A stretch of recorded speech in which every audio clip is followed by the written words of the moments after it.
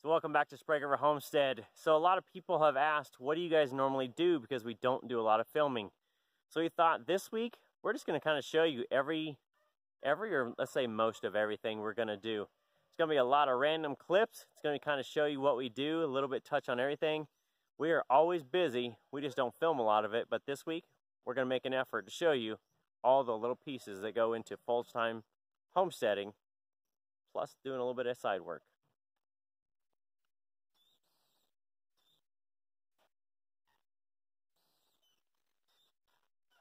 Well, it's about 7 o'clock in the morning. Yes, time to get after it. First thing I'm going to do this morning is get Marigold out. It's one of the chickens that kind of lives in the garden. She doesn't really have a flock at the moment.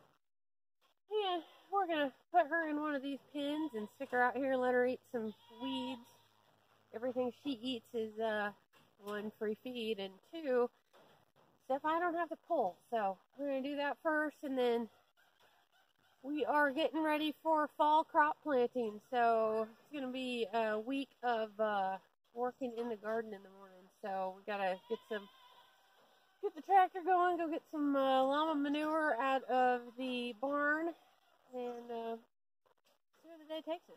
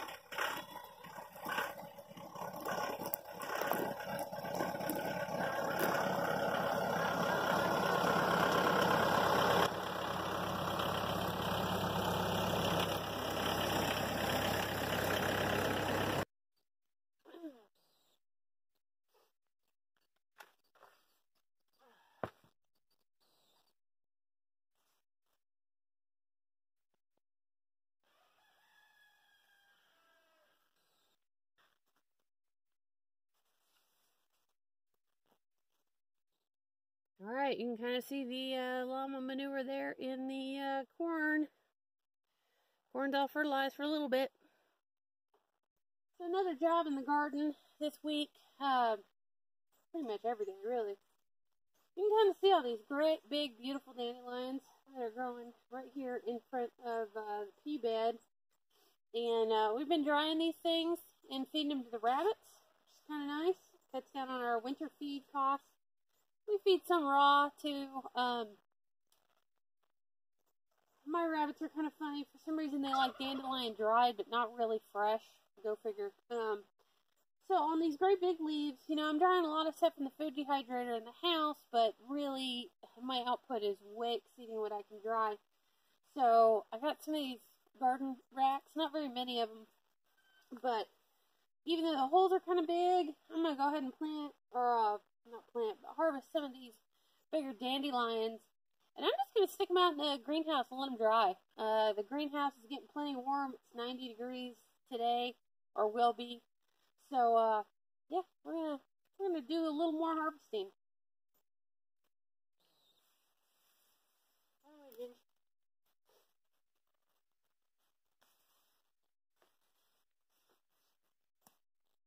So when I'm talking about drying stuff for the rabbits, I get a lot of people ask, like, what am I doing exactly? Basically, it's collards and kale and chard and mints and dandelions and all kinds of herbs, raspberry leaves and things that the rabbits will eat. And what we're doing with them is they're going in the dehydrator, or like right now, I'm drying them in the greenhouse a little bit. And they come out here and they go in a great big bin until I've got a good enough supply of them. And then what we're doing is Cannon's taking a container of, you know, just one of these plastic containers, and he's taking it out to the barn, and he's taking all the short scraps that come off the hay bales, stuff that's 5-6 inches long, that kind of makes a mess when you're feeding it to the goats, falls off the flakes. He's putting it in a tote for me, and then he brings it out to me. And so I'm taking that grass hay alfalfa, and I'm mixing it with some of that stuff. So you can kind of see this is grass hay with some alfalfa in it. You got some dandelions. There's just all kinds of stuff. So what I do is I put a layer down of my dried mix. I take a layer of the alfalfa grass hay and I put it down, mix it up, go to another layer until I fill one of these totes up. And then once the totes are full, they're going to go out to the barn and stack. And as I need them this winter, we'll bring them back up. I don't really have enough room in the rabbit barn to keep these things. I was going to keep them in feed bags just because we have so many, but with feed bags, you've got mice and stuff that will get into it, and that's no fun. So we're using these totes from Walmart, $5 this time of year since everybody's getting ready to go back to school and they're doing the storage thing. So I'm going to do some mixing and get some more stuff going. All right, so one thing that Nikki does on a weekly basis is clean out the rabbit trays, the dropping trays. So this is a chore that she does. She takes out each tray individually, sets them kind of in a cart, and scoops them in there, sprays them out.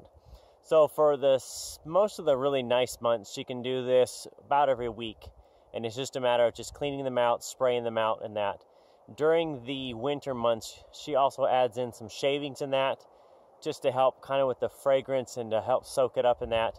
The winter is a little bit of a challenge because obviously on the really heavy snow years, it's really not easy to kind of haul that cart around in that.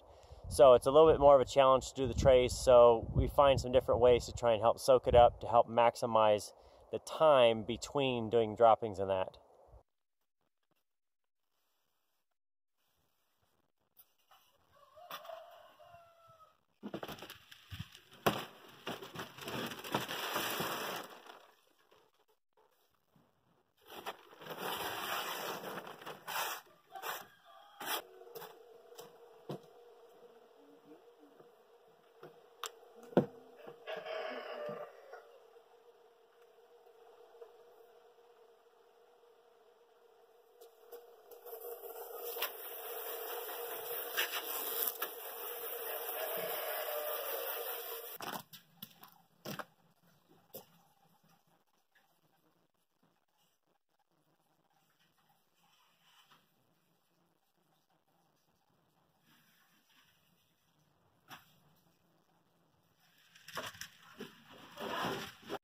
Good morning. It is Wednesday, a little after 7, and it's raining, which is not real usual for here. Usually after mid-July, rain is non-existent.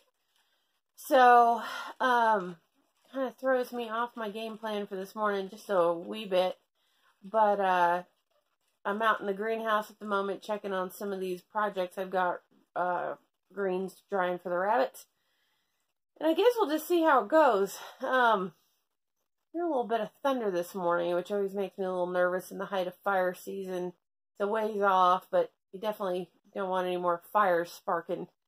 We got enough of those on the West Coast as it is. This beauty is one of the projects I was talking about.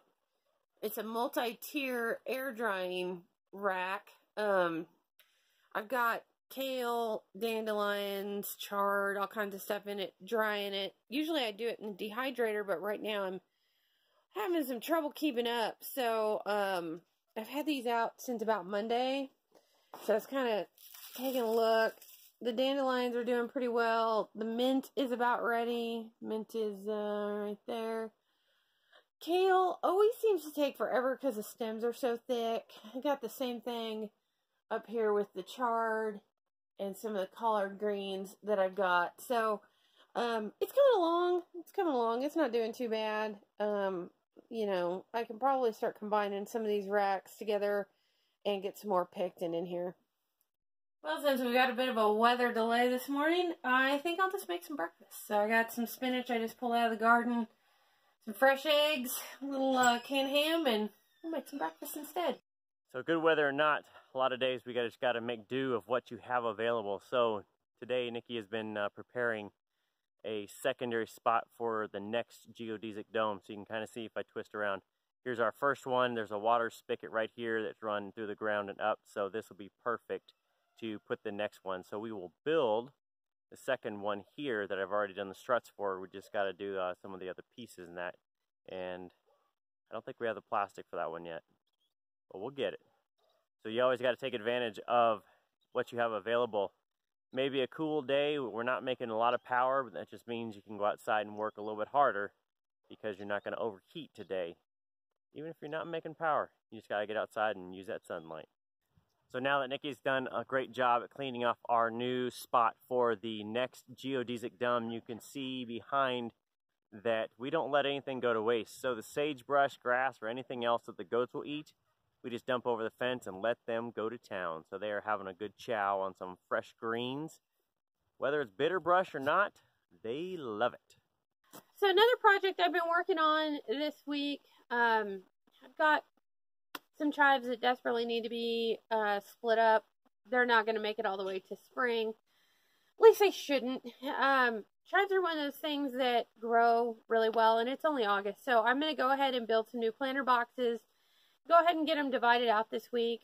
We've got a new neighbor up the street who I've been talking to that is going to take a few. So we will be sharing the wealth a little bit on some of our chive plants. Chives grow really good here for some reason. Mine have made it all the way down to 30 some odd below and bounced right back up. 100-degree weather doesn't faze them at all. So I actually made a tutorial video on these. I'm sure Kanan will drop a link in there somewhere as soon as we've got it all uploaded. They're just going to be a 2x2 pretty standard cedar box made out of cedar pickets and some 2x2 material that I had laying around. Quick, easy, $7.50, $8 a piece, and you're in business. You just need a little dirt. So, yeah, I think I'm going to make 3 of these. Got one done already. So it looks like one thing I'll be doing tomorrow that I had not counted on. You can see that beautiful, beautiful head of cauliflower right there. That is one of, I think I saw 8. This has been my best cauliflower year ever. Thank God. Don't tell any of the wild animals or I will come out tomorrow and there won't be any. But the plan tomorrow is to come out, cut these off early, go ahead and get them blanched, dried, and in the freezer. So we'll have cauliflower this winter. Yay us. Kind of been peeking at the broccoli. It looks like we're about ready there too. So lots of broccoli and cauliflower to put up tomorrow. So we'll hopefully be doing that too. So as promised, I got the cauliflower and the broccoli all picked. And the broccoli is soaking in some salt water right now to get rid of any aphids and bugs.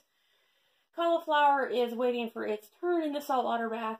And I'm getting ready to blanch all this stuff and put it in the freezer for this winter. That is only 3 heads of the cauliflower. Kind of move around there, you can see it a little bit better. Some more out there. I'm letting it go a little bit longer, see if it's going to get any bigger.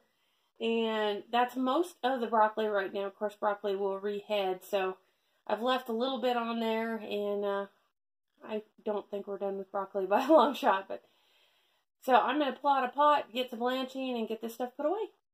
All right, there we go. All done. 4 bags of broccoli, 6 bags, I believe 6 of cauliflower. All packaged up, meal size for us, so be eating good this winter. So it's Saturday, and well, I'll tell you, the day today has not gone as we planned at all. Had plenty of things to do, and then I got the call that we need to come over and pick peas. So you can see we've got a little bit of bag of peas from the in-laws, and also got a big trailer full of oak we need to go unload. Let's get out there, I'll show you it. Alright, so here's load 2 of the firewood. Now some of this stuff is, well, that's probably a good 12 inches in diameter. So Nikki's got the tractor, she's headed up this way. Throw the forks on there, and then this stuff is just the same oak tree or same property that they're clearing out. We're just going to set this aside for the year, and we'll do this next year. So I think we have at least one more of these coming of stuff from this year. And then I heard this morning my father-in-law is going to bring us at least another load like this of stuff that's like 12 inches in diameter that's been sitting for about a year and a half. So it's dry. It can be immediately cut up as soon as we get it. So that might be that. I think we've got 4 other trees down on our property. They have a couple of their I think at this point we're not even going to go to our neighbors this year. We're not even sure if we even have to be able to fill up our bins, because we still have about a half bin sitting back there split. And to go another 2.5, we might have it sitting around here. Just need to go cut it up into donuts that we can split and just fill up the bin this year. It's gonna go fast. It's gonna go very fast this year.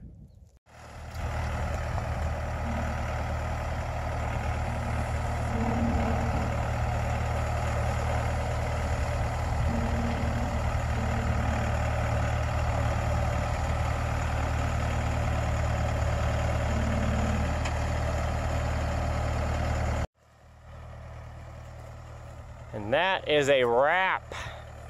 Trailer is fully unloaded. A little bit of moss left, but just adds to next year's pile. Never ones to sit around on a Saturday. We're dropping off the truck after unloading all the wood. And now we're gonna go to a local farm that's got some extra carrots that we can go pick out of the field for pretty cheap and use them for feed or cooking or stewing or whatever we got. So, ready to roll? Yep. Ready to roll. Let's make it happen.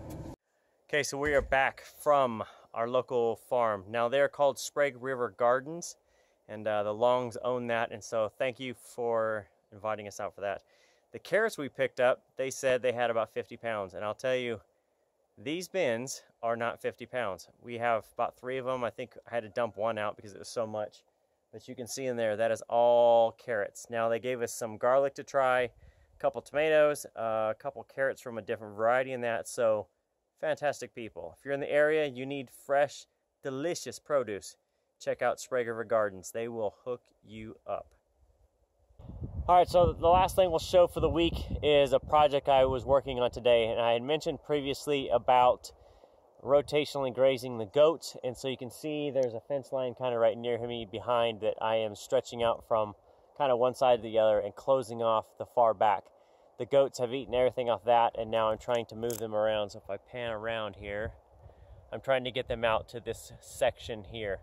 Now we have left all of our fence posts in from previous years. I guess it was pretty much last year.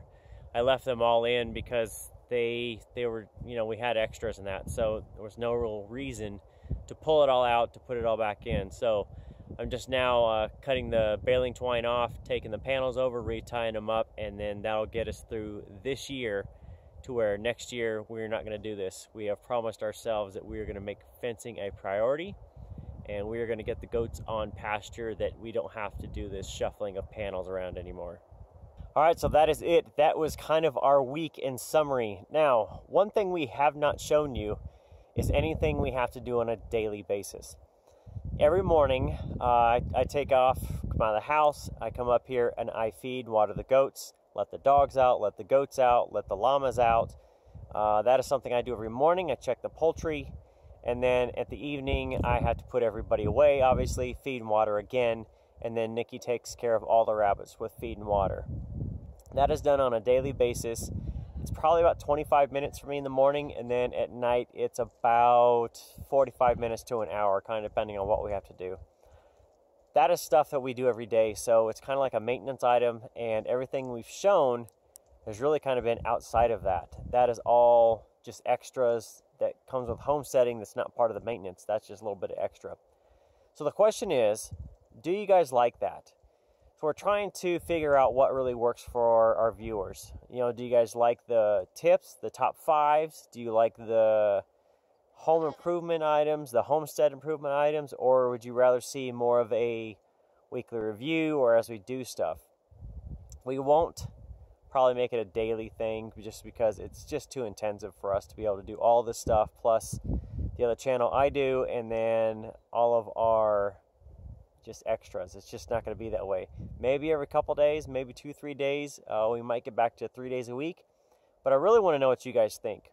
What do you guys like? Do you want the informational, or do you really like the story about what we do? Because a lot of it, we're really not building anymore. We kind of started filming late, and you know, we're not building the homestead necessarily. Now we're kind of finishing it. So we kind of want to know, what do you guys like? What do you guys want to see? And I think for that, we'll call it good for this week. So thanks for watching. If you've subscribed lately, or if you've been with us for a long time, thank you for viewing. We do appreciate you guys hanging out with us, checking out what we're doing, and hopefully everything we're sharing with you is in some way benefiting you, whether it's entertainment or for the knowledge. So that's it for Sprague Homestead. Thanks for watching, and as Nikki always says, happy homesteading.